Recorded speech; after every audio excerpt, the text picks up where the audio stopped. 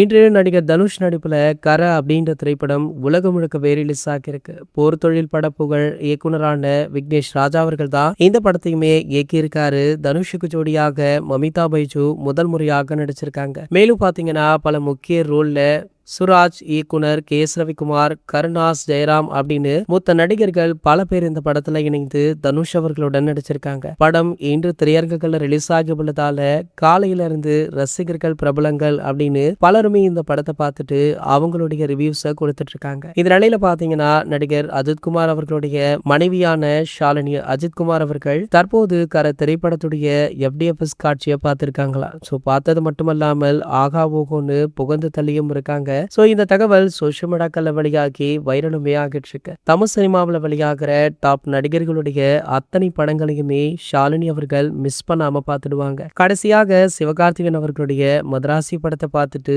அந்த படத்திற்குமே ரிவ்யூ சொன்னாங்க. இது போன்ற செய்திகளை பத்தி நீங்க உடனே தெரிஞ்சுக்க நம்மளுடைய சேனலை மறக்காம சப்ஸ்கிரைப் பண்ணிக்கோங்க.